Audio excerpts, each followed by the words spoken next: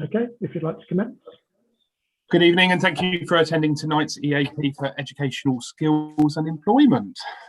So item 1 is apologies for absence. Chair, we have apologies from Councillor Leanne Buckingham, and Councillor Anne Lee is substituting in her place. Thank you. And I do believe actually that Councillor Annabelle de Capel-Brooke did send her apologies through as well. I'm sure I've seen an email regarding that. Okay, I'll make sure that her apologies are recorded as well. Thank you. Item 2, minutes of the meeting held on the 4th of August 2021. Can I sign them as a true record? Yep. Yes. Thank you. Superb. And item 3, members' declarations of interest. Are there any declarations of interest? No. Superb. So item 4 is the corporate plan. Kathy, if you could talk us through the corporate plan, please. Thank you, Chair. Obviously, you have the report in front of you. The corporate plan is extremely important for the Northamptonshire Council, that sets out the rationale and the purpose of the plan and what we want to achieve by that. This is a draft version, and it's extremely important that yourselves are able to comment on the draft elements of the report which are pertinent to this EAP, which is around the education of children and young people. It is quite a high level document, so it won't go into great details, but it should in some ways be the start of a golden thread that goes through from a corporate plan, corporate priorities, right down through into each service plans and service delivery and team plans. There is quite a tight time scale for setting this plan out and agreeing it, but we think it is achievable, and it's well worth us spending a bit of time considering it. So the element of the plan that we need to consider is the beginning of it, which is the vision, values and key commitments. And I'm looking at this page here. I don't know, Ben, if you can... Would you like me to share it on screen? Yes, please. Yes, that would be really helpful. Thank you, Ben. So obviously there's an overall priorities for Northamptonshire, and there are elements of those overall priorities that sit within this education and advisory panel. So I'll just wait till you get it on screen, Ben.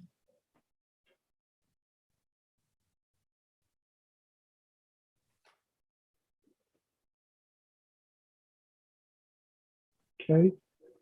Can you see that now? Yes. Yes, thank you. Yes, thank you. Thank you, Ben. So if we look to the left of this document, obviously it sets out Northamptonshire's values, and that we will be customer focused, respectful, innovative, efficient, transparent, supportive and trustworthy. And within that circle, there are 6 elements: active fulfilled lives, brighter and better futures, safe and thriving places, sustainable environment, connected communities and modern public services. And some of the probably aspirations and the visions and values for the education and advisory panel sit within a couple of elements in the kind of sections in there. And the vision really is to have a thriving, green and attractive, safe Northamptonshire, and a place where everyone has the best opportunities and a quality of life. So if we go to the right-hand side of the document, you will see that each part of the segments of the circle then go into a slightly more detail of what it is that we should be looking at within those elements. So for the area that we probably want to look at the beginning is probably brighter, better futures. And you'll see 3 elements there, which I will ask you for your first comments on. What we've set out there is every child has equal access to good standard of education, support the trust to provide higher standards of care, and promote better training and employment to support opportunities for young people. So if I start there, is there any comments anyone would like to make, or any adjustments or they think from those 3 elements under brighter, better futures, or anything that I've currently said. Thank you. Dorothy. I think you've just muted yourself, Dorothy. Sorry, yes. In light of COVID-19, my question would be that to promote better training, employment and opportunities for young people, so sixth formers coming out this year haven't had the same opportunities as other people would have had we not had COVID-19. And I think that, I don't know whether you would add to it, but I think at the moment, from my view, is that how are we, or how are schools going to ensure that they promote these opportunities for sixth formers? That would be a question. I think it needs something where it says to promote better training and employment for opportunities for young people. I think maybe it could have in all aspects of further either education or employment, rather where you've got to promote better training. I think it may be perhaps education ought to go into it. That's my suggestion. Okay. Thank you, Dorothy. Wendy.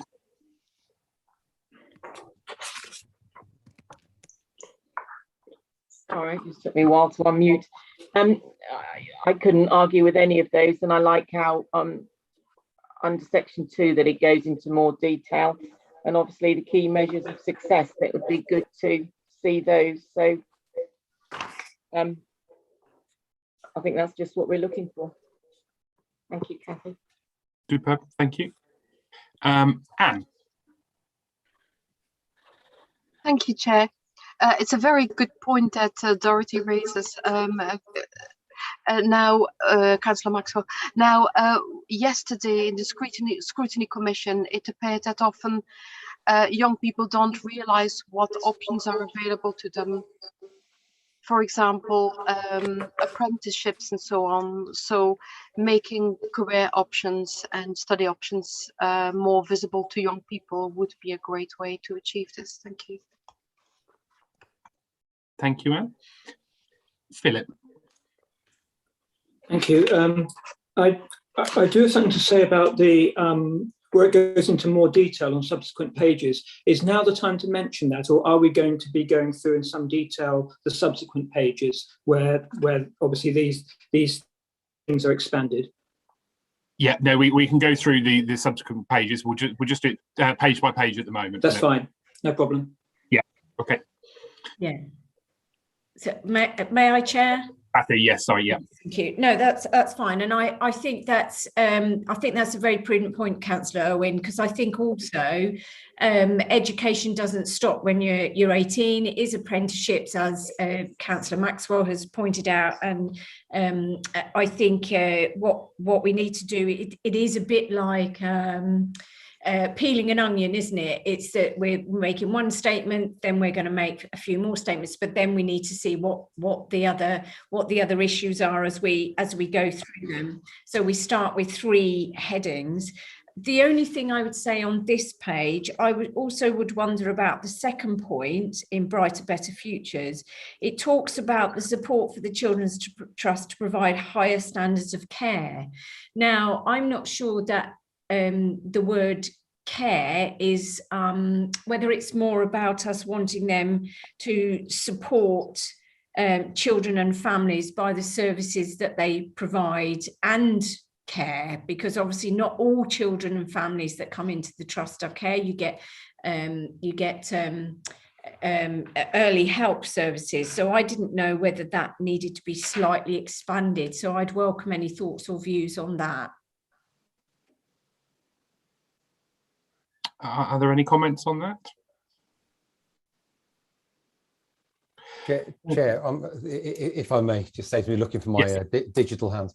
So we're just looking at semantics of wording here, really. But my suggestions would be for the first, looking at underneath number 2, Better, Brighter Futures. The first one, instead of saying access to a good standard of education, it should be the highest possible standard of education as opposed to good. We may as well aim high. And for the second one, because it isn't just about care, why don't we put assist the Children's Trust to provide higher standards of support? Okay. Yeah, and do it. And without being anal about this, because I want to get these things right from the start, the circle, the blue circle that we've got with all of our values around them, can we get respectful the right way up? Because it's upside down. The piece of text, it may as well be right. Respectful. Yeah. What, on the outside blue circle? Yeah.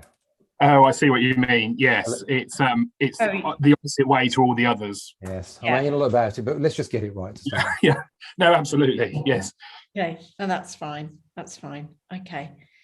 I think also what happens here is that some of the other portions of the circle, as it were, we feed into some of those in terms of, you know, wanting to link into highly skilled jobs, tackling crime and nuisance from a point of view from young people. So if people are, oh, sorry, there are other people who want to ask questions. Right. Yeah, Dorothy. Well, I was actually in number 2. I was just wondered whether or not you could perhaps add caring for young people, and then after young people, regardless of their background. So that would encompass people who come from different backgrounds, maybe looked after children, or children who've lost their parents, or, you know, or children whose parents have gone into prison. So I was thinking, looking at it from that aspect, that so that they don't feel left out. I'm not quite, because you say caring for our young people. I just thought it would, if we just added something which would mean, I know we mean all children, but I just think it would be quite good to actually maybe just add children from different backgrounds. I don't know whether you'd agree with me, but I just think there are so many different backgrounds now for children. That was the question. Okay. Yeah, thank you, Dorothy. I'm sure we can take that on board. Philip. A couple of points really on what Councillor Wilkes said. First of all, in the very smallest circle, the word thriving is another criminal there, isn't it, in terms of which way up it should be. So what I suspect is that this is very much a draft in that sense. Yeah.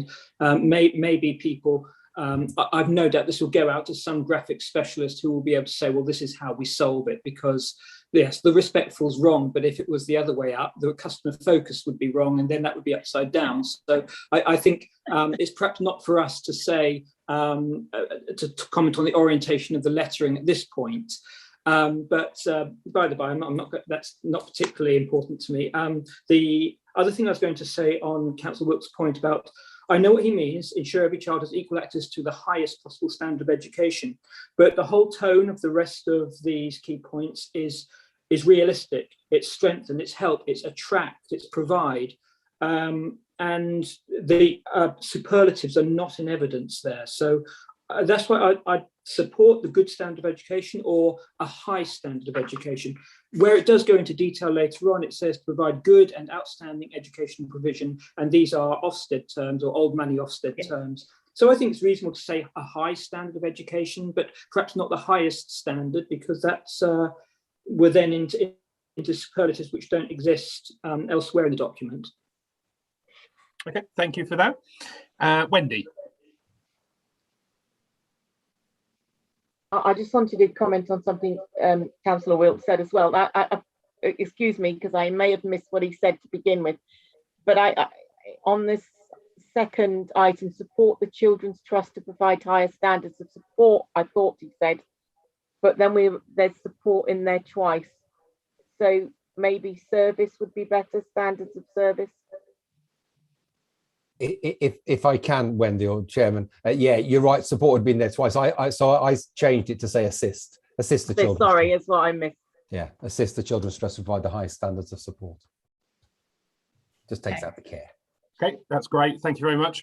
Kathy, you take that all on board, and then what we'll do is revise it, and then Yeah. So, okay, if we can move on to the next slide, Ben, please. Yeah. So obviously the next slide goes on to slightly more detail. And so obviously on the left-hand side, we have Build Better, Brighter Futures, which is our portion of the circle, caring for our young people, providing them with high quality education and opportunities to help them flourish. And then underneath, there are some tasks that we have that are set out from the activities on the right-hand side. So if we can deal with the activities on the right-hand side, then look at the tasks and the key measures of success. So what we want to do, we have said, ensure every child has equal access to a good standard of education, but I think you've all said that you want it to be the high standard of education, if I read that right from our previous conversation. So underneath, there is draft sentences there. It says, we will support schools to provide good and outstanding education provision, ensure there is enough school placements in the right place, and increase the number of first choice schools places for families. So if we just start with that first, is there any other affirmations about what we will do to ensure that every child has equal access to high standard of education? Thank you. Philip. Thank you. First of all, a typo under tasks. It should be development of an education schools improvement strategy. So as for the sentences under the we will, the bullet points there, ensure there are enough schools placements, should be are, not is. And in the final sentence there, increase the number of first choice school places for families. I sense that it's slightly awkwardly written. I don't know if anyone else feels that. I was going to suggest it could be increase the percentage of children offered their first choice of school, rather than to increase number of first choice school places. Doesn't quite seem possible, does it? So my proposal is increase the percentage of children offered their first choice of school. Okay. That's good. Thank you. Dorothy? You've muted again, Dorothy. Sorry, I was going to make 2 points. The first point was where it says support schools to provide a good and outstanding education. Now, you may not agree with this actually, but to help those in special measures. I mean, I know it sounds difficult to say that, but some schools aren't all providing an outstanding education. So whether that should be mentioned or not, I don't know. So I welcome your view on that. So just on that one point, Dorothy, I think that's actually what it does mean. So we're going to support those schools, or all schools, to have a good and outstanding educational. So I think that would encompass those schools that are falling behind. Okay. And then on the last point, increase the number of first choice school places. And then instead of put for families, for children, because it is about children and about children having their first choice is more important. I think that children become the key player in this point, because children often would say they'd like to go to a particular school. And I think it's them that we should maybe, instead of families, put the children there. That's a suggestion. Yeah, and I think kind of that's what Philip was saying as well about changing it to increase the percentage of children that get their first choices. So I think that kind of encompasses both of those. So thank you for that. Wendy. I think Northamptonshire do very well in allow the number of children that go to their first or second school choice. But as that number or percentage does vary across the years, are we able to increase the number of first choice school places for children? Because that will differ over the years, won't it? And or are we saying because the standard of education will be going up, that the schools are good, that for that reason, families will get their first choice, because they'll be putting in for schools that are good, rather that there are more schools that are good or outstanding, so therefore more families will get their first school place? Or are we saying we're going to increase the number of first choice school places? I don't know if I'm explaining myself very well. Yeah, I think I know what you mean, Wendy, actually. Yes. So are we Is it something we're physically able to do? That's what I'm trying to. Yes. I think that moves on to both of them, doesn't it? So if we are supporting schools to all be good and outstanding, then you're right, that in turn will increase the choices of first schools, because people will want to go to those schools because they're outstanding. So I think that does have a knock-on effect for that. Okay, have I lost you, Kathy? No, I was just going to say, can I come in there, Chair? Because Yes. I think there's also the issue about our schools place planning and ensuring that we have enough places enough school places in the right areas, which might provide us with a challenge. So I will take that question away, because I guess what we need to do is provide areas where we have some level of ability to achieve, rather than have a target which we cannot achieve. So we need to look into that. And the question about does that differ over the years, meaning reception year 6, year 7, again, I'll go and have a look back at that. Thank you, Kathy. Anne. Thank you, Chair. Well, there is apparently still a gap somewhere with children from special educational needs and children with disabilities as well. We are plugging that gap, I believe, on Thursday, hopefully in the executive, with the provision possibly of places for Icebrook School, which is fantastic. But I don't see that reflected here.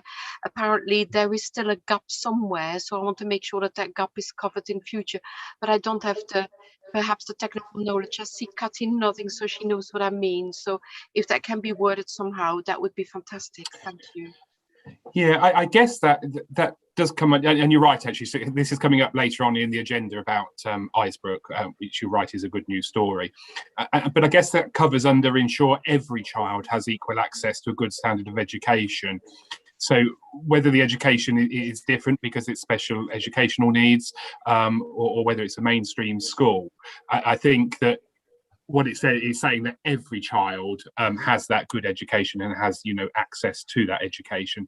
So I think for my opinion, it's covered under that. Okay, we will start to cover that, but it will not be completely covered, because that special provision will be an addition. I mean, it will be a start, but there may still be a gap there that we need to cover, especially for children who are excluded from those schools. I've inquired about it and found out that there's still a gap, a shortfall, which is, and it's great that we are starting to plug that. So that's what I mean, people expelled from those schools. Okay, yeah, no, thank you for that, Anne. Dorothy, you've got your hand up. Is that from previously, or? No, I just want to make a further point, if that was all right with you. Yeah, no problem. Within this wording we've just been discussing, what happens to children who want to go to a school which is technically outside their catchment area? Then they have to pay for the buses or transport to get to these schools. What happens if these children can't afford it? That's the first question. So therefore, when we are working to promote that every child has the same opportunities, so how can we ensure that those children, I'm thinking about the children who at the present, say for instance on free school dinners, wouldn't be able to access certain schools because their parents couldn't afford the travel to get there. What do we do to help them? Okay, that's fine. It's a very valid question. Ben, are you able just to make a note of these questions, and then we'll get back afterwards to this, if that's okay? And the second question was, what happens where the school has made a point of selection. Children have to be selected to go to that school. That shouldn't be the case, but that is still the case in Kettering, where they can't. So that's another point. That was the other thing. Okay. Thank you, Dorothy. Yeah, we will get back to you as always with the answers to those questions for you. Lee. Thanks, Chairman. Just a real quickie to while we're just getting wording right. So of all the stuff that goes through my across my desk, the first choice school places it tends to be the term that's used, but I think where Phil and Dorothy are quite rightly picking these things up, first choice is hyphenated. So that's how it should be. First hyphenated choice school places, and then for children makes perfect sense. So I just wonder if that would satisfy Phil and Dorothy. Okay. Thank you. Perfect. Thank you for that. Okay, Ben, if we want to move on to the next one. I was just going to move on to the next section under here, support the Children's Trust to provide better early support to families and better standards of care.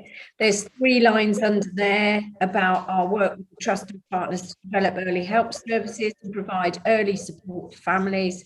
Work with partners in the Safeguarding Partnership to promote and develop safeguarding activities for children and families, and work with the Trust to develop quality services for children and their families.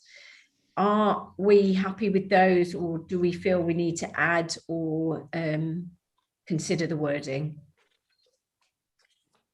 Any questions or comments on those ones? No, that looks all good, Kathy. Thank you. Dorothy. Where you've got review 16 to 19 training and employment offers, could we include there review 16 to 19 training, education and employment offers, because a lot of 16 to 19-year-olds will be going on to some sort of further education, some description, whether it be university or college, whatever. But I don't think at the present moment that they're getting, or they haven't this year, maybe that's different, they're not getting necessarily the support that they need to think about where they go next. That's the only thing I would like perhaps to be included in that, just to have education, the word education put in after training. Yeah. That's great. Thank you, Dorothy, for that. And Kathy is nodding her head, so. Yeah, no, that's fine. And that picks up the point from the first front sheet. So if we move on to the promote better training, education and employment opportunities to young people, there's 3 elements there. Develop an opportunities pathways into apprenticeships, which is something that everybody picked up in the first slide. Identify training, not sure we'll say education there, but training and employment opportunities across the council. And I think that's around apprenticeships particularly. And then obviously review the 16 to 19 and where we've got training and employment, I'll add education, further education offer to ensure it meets the local skills need. And obviously we need to work with employers to make sure that we're meeting those gaps. Is there anything people would like to offer? Philip. Just a quick one on the first bullet point there, into, of course, is one word. Yeah. Okay. Perfect. Okay. Thank you, Kathy. So if we just move on, the task that we've decided is development of an education schools improvement strategy and implementation that will include all those elements, development of a key relationships to support the trust, and development of opportunities pathways, which hopefully will encompass all those elements. And then our key measures of success is increase the number of good and outstanding rated schools, improvement in the trust performance recognised by Ofsted, and the number of young people not in education, employment or training decreases. Thank you. Lee. That underneath tasks, presumably that should say development and implementation of an education schools improvement strategy. Right. Yes, it doesn't read right as it is. Yeah. Okay. Thank you, Lee, for that. Dorothy?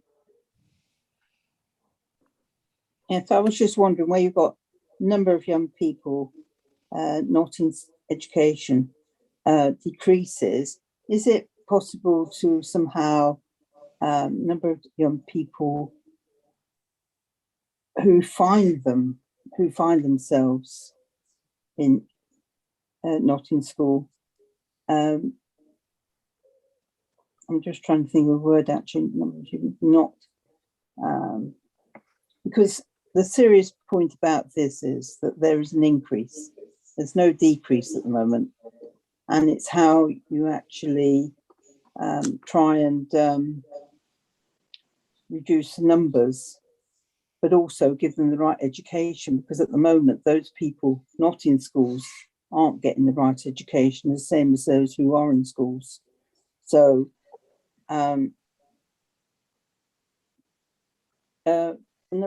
to help the number of children, maybe to help the number of children. So I think Dorothy, I don't know. It's just a word, anyway. Yeah, no, I think because it's a key measure of success. So what's saying is that we are decreasing the number of people in NEET, and I think for me, I think that sentence does say what we're going to include everything previously mentioned in that to be able to do that. Okay, thank you. Yeah, no worries. Thank you, though. Okay, thank you. And I was just going to raise on the next slide just the fact that there are some links to some of the conversations we've already had with the safe and thriving places. Obviously, the section on the right-hand side, which is about supporting the creation of high quality jobs and better skills. Obviously, that's something that we've touched on in our discussion about how we make sure that apprenticeships and we meet the skills gap. And obviously the link here is develops closer links between schools and local employers, including local skills fairs, and obviously to successfully attract business investment and job creation. So I just think it's worth us having some awareness that those things that we aspire to in our better, brighter futures also dovetails into other areas of the circle and each portion of the circle, as it were. Thank you, Philip. Yes, I did wonder if we were going to discuss section 3 of this as there is that overlap.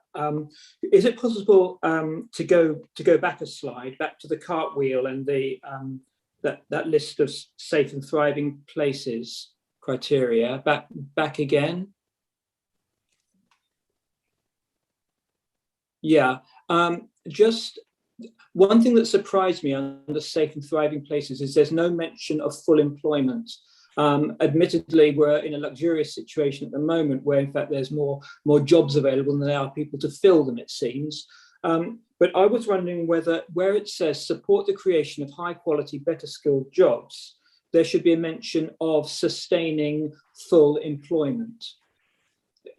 Do other people think that that would be important there as a goal for us and as a promise for us to our constituents, to our residents?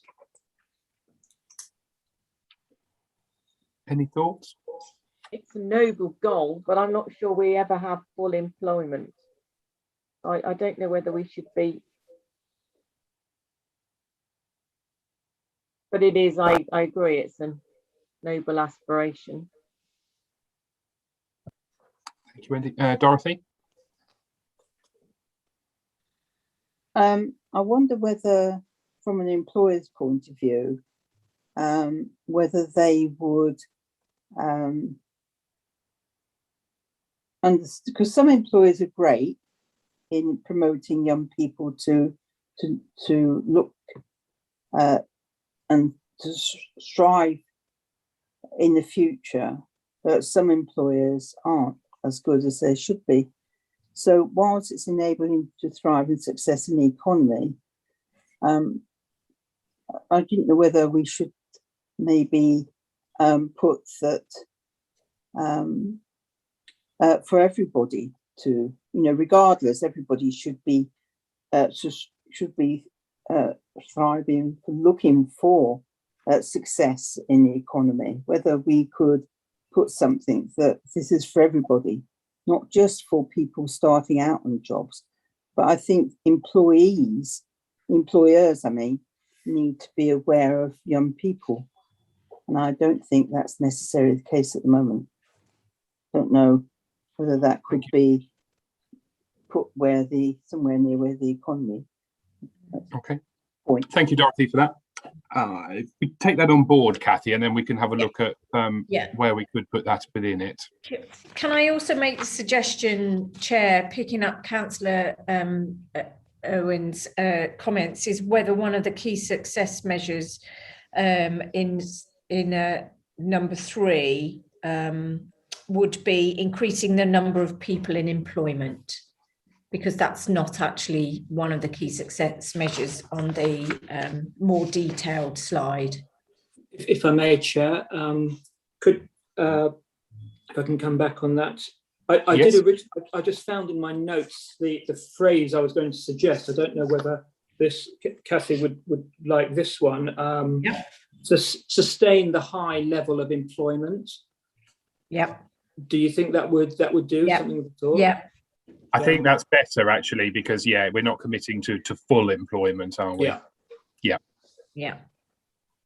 Okay. All right. I will take those suggestions back to those who are developing this on your behalf.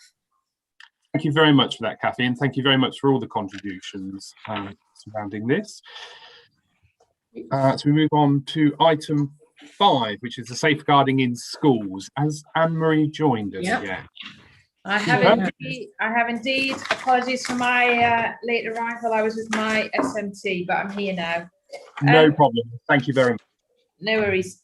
So just very simply, keeping children safe in education is guidance that's produced by the DfE. It is routinely updated, and this year the update was somewhat delayed because our colleagues in the DfE wanted to be sure that they captured and keeping children safe in education the feedback that they got from the recent surveys around sexual harm, sexual harassment, particularly in education settings. So they wanted to take that into account with the document. So the document was produced somewhat later than it would be ordinarily.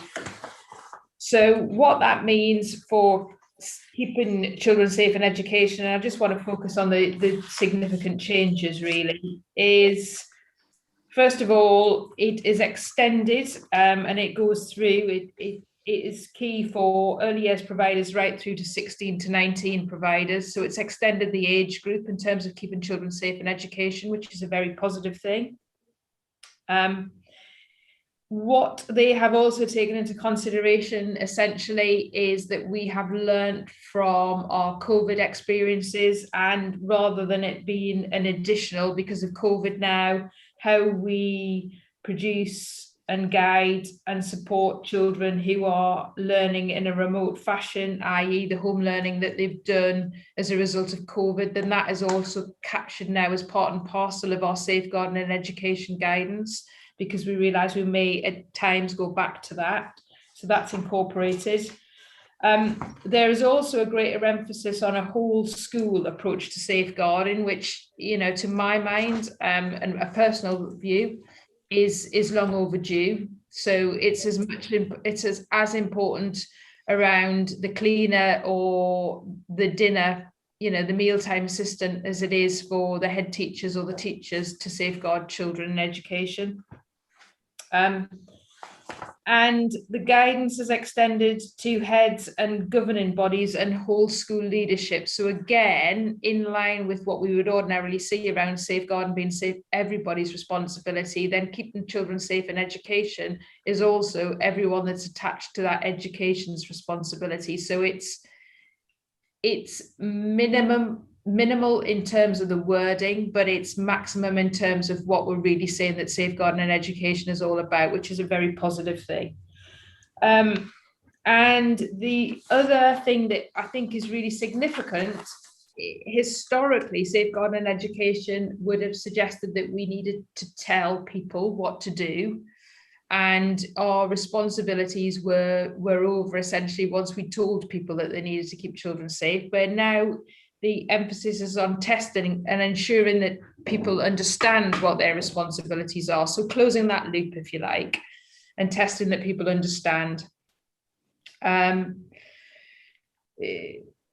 vulnerabilities as well around understanding, really, that people understand that vulnerabilities overlap with safeguarding issues. So we can't talk about a child having a vulnerability and not recognise that vulnerability as a safeguarding issue. So I'm sure when you first started talking about a couple of years ago, perhaps 5 or 6 years ago, when we talked about child sexual exploitation for the first time, we talked about the vulnerabilities of the children who might be subject to child sexual exploitation.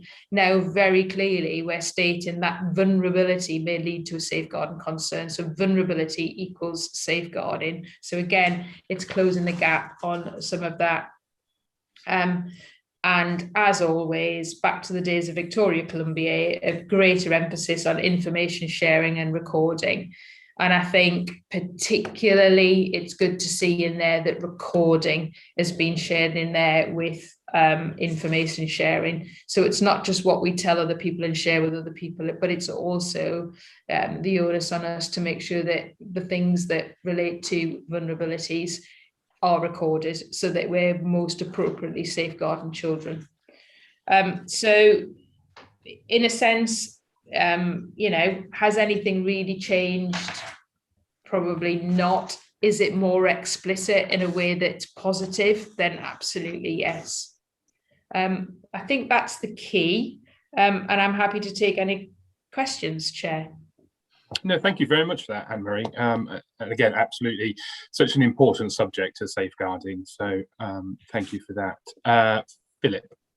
Yes, I'm glad to see this new. It's new every year, but I'm glad to see that what they're doing is as we've just been told, it's pretty much coming up to date with what current thinking has been anyway about that link between vulnerability and exploitation. The only small thing I want to mention is there seems to be sort of a copy pasting error. So on page 13, above about a third of the way up, where it starts saying KSCIE, that is then all the following paragraphs, the following 2 pages, up until to the bottom of page 15, are then repeated on the next 2 pages. The only reason I mention that, I assume it's just someone's pasted something, that happens, but just in case anything's been missed out in the process or anything deleted in the process. Is this definitely the document we're meant to have? Councillor Owen, thank you for pointing that out. It is a cut and paste issue. You're absolutely right. And I can tell you why it's a cut and paste issue is because Debbie, who wrote the original report for SLT, has for some unknown reason taken some annual leave, and it was Dawn, who is my PA, that needed to attach the SLT report that Kathy and her leadership team saw onto the correct paper to come to this. So the covering report and the SLT report were married up, and actually she's been a little over exuberant with the cutting and pasting, and we've got some of it twice. But I'm sure now that you've read it twice, it'll be well ingrained in your memory. Thank you for that. Dorothy. On page 14, which is our page 14, on the last one, it's there is greatest emphasis on information sharing and recording. I wondered whether you should also include after school clubs, because at the present moment you're talking about schools, but there's a lot of activities that go on after school. And I'm just wondering whether there should be somewhere along the line that this is included, because not all those people who run these after school clubs actually go on some of these safeguarding actual courses. So it's one, how do you get that out to them, but how you emphasize that children who go to after school clubs can equally report things which may not seem acceptable as it stands at the moment. So Councillor Maxwell, I think the intention in the wording, and it may not have gone far enough to be explicit in that, but the change in the wording to include all staff that are related to schools. So as I said, you know, that can be mealtime assistants, for example. The assumption, and maybe it needs to be more explicit next year, the assumption would be that anyone that is attached to that school and the provision that's provided by that school are responsible for safeguarding. So that would incorporate after school clubs and any activity that's run from that school. What happens, excuse me, what happens when it's not necessarily run from that school, but run from another provider outside school, but could be so I think, Dorothy, I think this report is safeguarding in schools. Just in schools, right? It's just in schools. Yes. Yeah. All right. Okay. Yeah. Thank you. No worries. Philip, did you have your hand up? I did, but I put it down because I figured there's two people here who know a lot more about it than I do. So I'll let them address the matters. Thank you. Okay. Any other questions or comments? No, well, thank you once again, Anne-Marie. That really was fantastic, and you're right. It's good to see up-to-date thinking being included with this, and thank you also for the way you presented it. It is a breath of fresh air. So thank you. Thank you very much, Chair. Item 6 is the executive item for tomorrow for Isbrook Special Educational Needs College. Kathy. Thank you, Chair. This has already been mentioned by Councillor Lee, and I would second the thinking that Councillor Lee put forward. The fact that this is a good news story, it goes some way to providing some extra special educational needs placements in Northamptonshire, and so obviously we have a statutory obligation to provide sufficiency of school places across education and to meet this need, if we do not progress with this, we are possibly currently at risk of failing of meeting our statutory need. And so the proposal is for the approval to use an annex site as a connected offer to Islebrooke Send College, which will provide a 20 secondary SEND placements from 21 to 22. Obviously, these children that we're currently that we may be using outside placements. And so this becomes a very cost-effective way of providing additional SEND need in Kettering. Although there is a financial provision of this connected offer, which costs 532 really, and it's ring-fenced from the SEND capital grant to use this. And obviously this is probably a far cheaper option than us placing 20 children in an outside provision. So I don't know whether anybody wants me to go through the rest of the report or there are particular items that people want to pick up. I'm hoping everybody has read the report already. So is there any questions or comments on this? Dorothy, I think you were first. Well, obviously it's great about this, about Isbrook College, but given that Highham's just been built, Higham Ferris for secondary education has been built, but only 27 people are going this year, and then obviously more people will go next year. Is this not this school enough for children in this area in Northants Council, or is it that you still need more places, or is it just because you want it in the Kettering area? That's my first question. Should we answer that question now, Dorothy? And I think no, there is an absolute need for these places. You know, there is a shortage of places, so the school in is it Chelveston, so that will cater for some of the needs. This school now will cater for some other needs, but there are still some more needs for some more places to be purposely built. And my next question is then, where you forecast 520 or 23% by 2025. Where does the evidence come from? In terms of school place planning? Yeah.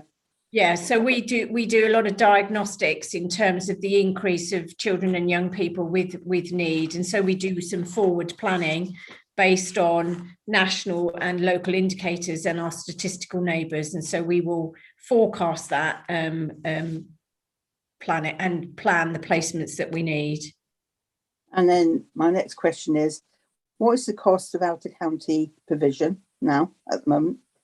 Yeah, that's a very good, sorry, go on, Councillor Maxwell. Well, what I was going to say, well, in following that was, you've then put that by 2021, 22, 22, we will be overspent by 3 million. So is this idea of having this school provision in order to prevent that, this overspend? But okay. At the moment, yeah. Yeah, the current overspend is a forecast, and that's an overspend on the DSG grant and funding. And so we are in our forecasting, that is what we think the overspend is going to be. I would have to go away and find out the particular costs of out-of-county placements as a total for you, which I can do. If Ben, you can link that as a question, but on average, an out-of-county placement is around £75,000 a year. And then I have just 2 more questions, if that's okay. When you are using this building in Kettering, do we actually own that building, or are we renting this building? No, we own the building. You own the building, right? And then, so my other question then is, given that we own this building, therefore any alterations we make to it will be something that won't be lost, because we actually physically will be making it better. Yeah, thank you. Yeah, thank you, Dorothy. Wendy. I just wanted to say it's good to see that we've got additional provision for SEND in Northamptonshire, and overall it provided cost savings, so it's good news all round. Thank you. Anne. Thank you, Chair. Since Icebrook School is in my division, I actually went to visit the Four Seasons Centre yesterday, and I was shown around by Esther Bushell. Now Kevin Latham with the Creating Tomorrow Trust. It is a real vision that they've got for that new facility. It's just fantastic. They wanted to be a community hub with these children or young people being in the community. The facilities also being made available to the community. The drive behind this, the vision, the passion that these people feel, and the quality that this facility will provide is just incredible. I recommend anyone to visit it. It really is fantastic. So I could not support this more, and it does plug a gap. It's just starting to plug a gap, and it will be a very robust facility, I'm sure. I don't think many councillors know that, I didn't know that Rothwell Library is currently open thanks to the Creating Tomorrow Trust, who helping their students to keep the building open, and they're trained there while they keep the library open. It's just amazing. Sorry, I don't mean to sidetrack, but there's a lot of good work going on. So it's just councillors should know about this. Thank you very much, Chair. Thank you, Anne. And I have to say, past experience with Icebrook School as well. They really are, a fantastic school, and do provide so much support, not just for their students, for the local community as well. So, yeah, absolutely fantastic school. Okay, item 7 is executive item as well. So it's Montseye School in Rothwell improvements. Kathy. Yeah, so this is we're in receipt of section 106 developer contributions to support Montseye Academy, and obviously the works are going to benefit those current pupils in place, but also future students, because this work should be increasing the published admissions numbers from 240 to 70 places per year group. So in essence, provide 150 new secondary school places in total. And so the areas of work is in the Appendix A, B, C, and D in terms of what they're going to provide. So the recommendation is for this to be agreed. The Section 106 agreement stipulates that the total funding equates to 2.6 million that will be received by NCC. However, this request only relates to those that have been received and banked by NCC for 3 completed developments as we go forward. And so that's refurbishment of the science block, extension to dining facilities, and some miscellaneous works. Thank you. Are there any questions or comments? Lee?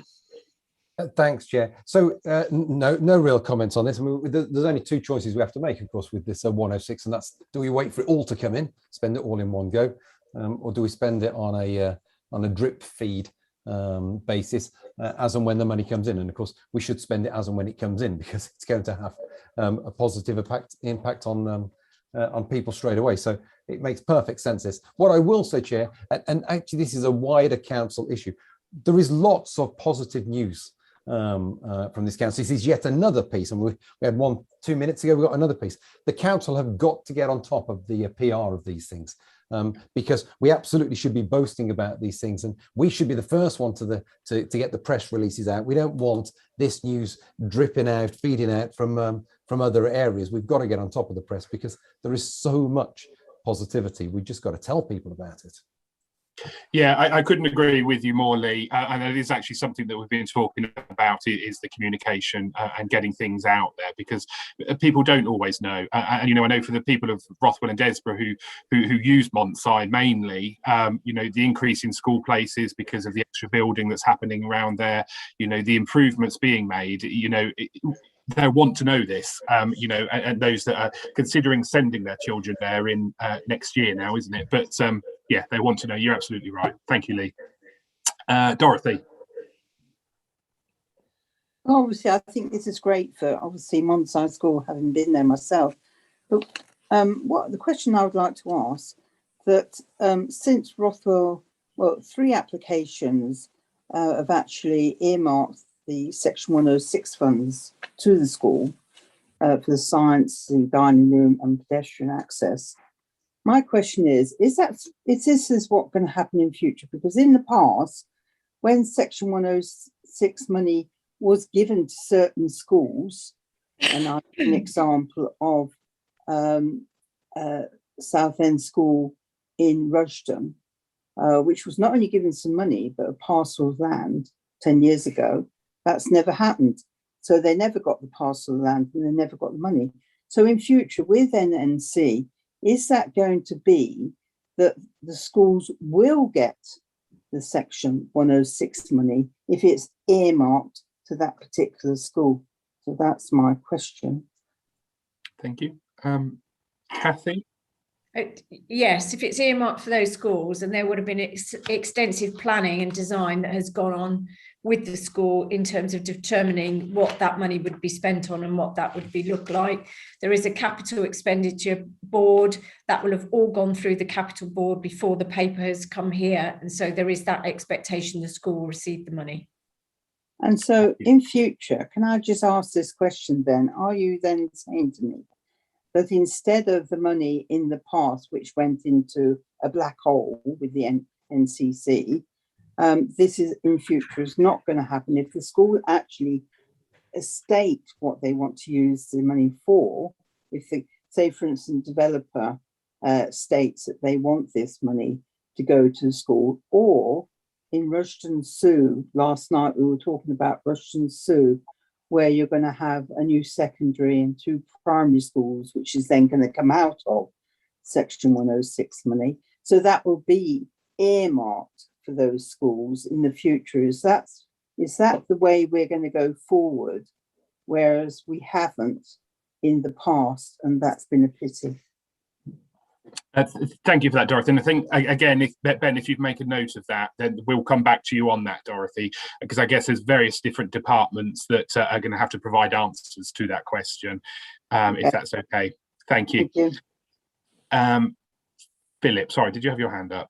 I did briefly, but I'll just ask my question another time. It's not that important. Don't want to waste people's time with it. Okay, no worries. Thank you very much. Any other comments about item 7? No. Okay. So item 8 is the forward plan of executive items. Ben. Thank you, Chair. This is a standing item on the agenda. It is the same forward plan that you received at your last meeting, because we have had 2 meetings in August. So to let you know that the next forward plan will be published on the 1st of September, and we will bring that plan to you at your next meeting.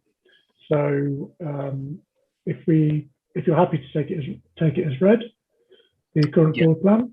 Yeah, no, happy with that. I mean, it is quite a short gap between these 2 meetings because of Ofsted. So, yeah, no, absolutely, that's fine. Thank you, Ben. Dorothy.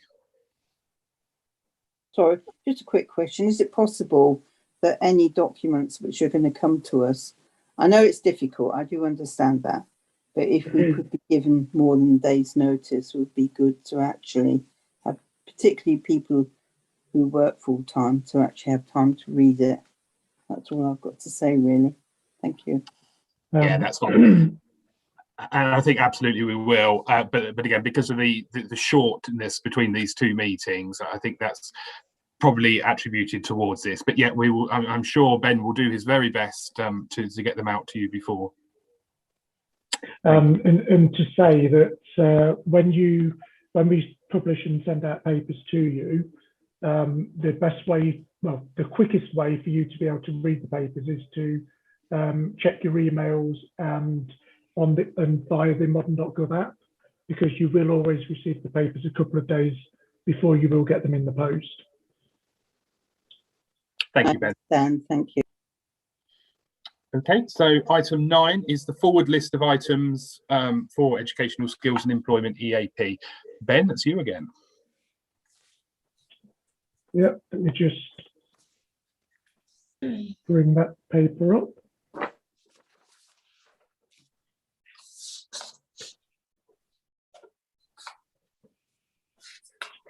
Okay, so this paper shows the items that we are due to bring to you over the months of September, October, and November. So it's sort of, it's the 4-month forward look. So in line with the same time frame as the main forward plan for the Executive and Council. So at the next meeting, we have 3 items due to come to you on virtual schools extended duties, school effectiveness, and changes to high needs funding. And we will also bring to you any items that are due to go to the Executive as well as that. And for the moment, we've also got SEND coming to you on the 27th of October. Thank you, Ben. Are there any comments or questions about that? Yeah, I think Kathy wanted to come in.